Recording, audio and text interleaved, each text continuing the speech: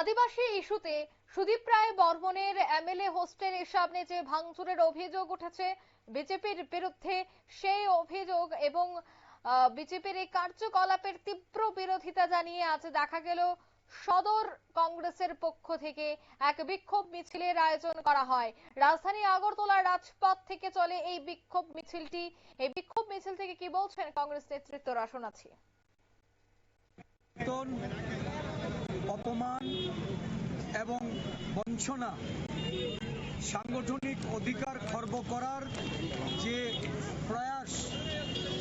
ভারতীয় জনতা পার্টি, তার দল এবং সরকার সারা দেশ জুড়ে সংগঠিত করে চলেছে, এই ঘটনার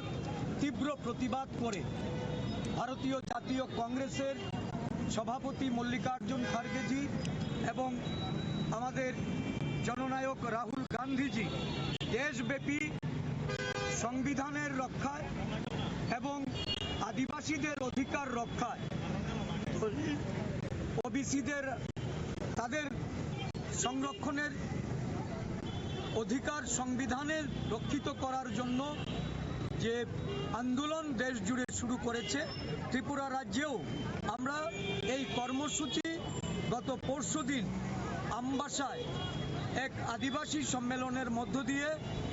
রাজ্যের আদিবাসী জনগোষ্ঠীদের তাদেরকে সতর্ক করতে, তাদের অধিকার সম্পর্কে জাগ্রত করতে আমাদের সর্বভারতীয় আদিবাসী কংগ্রেসের সভাপতি আমাদের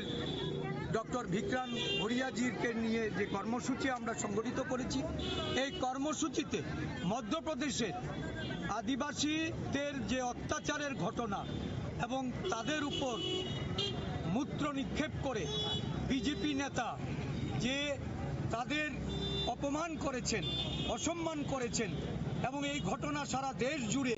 যখন গণ আন্দোলনের রূপ নেয়, যখন এই ঘটনা বিভিন্ন সংবাদ মাধ্যমে প্রচারিত হয়, মধ্যপ্রদেশের মুখ্যমন্ত্রী তৎকালীন সময়ে বর্তমান আপনারা শুনলেন প্রদেশ কংগ্রেস সভাপতি আশিস কুমার সাহার বক্তব্য। তিনি বললেন গোটা দেশ জুড়ে আদিবাসীরা অত্যাচারিত, লাঞ্ছিত, তাই এই বিষয়ে এবার বিক্ষোভ গড়ে তুলছে কংগ্রেস, তাই আছে এই বিক্ষোভ কর্মসূচি। অন্যদিকে সুদীপ রায় বর্মনের বাড়িতে ভাঙচুরের বিষয়টিকে কেন্দ্র করেও কিন্তু আছে ক্ষোভ উগরে দিলেন কংগ্রেস নেতৃত্বরা। নিয়ে নিচ্ছে ছোট্ট একটি বিজ্ঞাপন বিরতি, সঙ্গে থাকুন।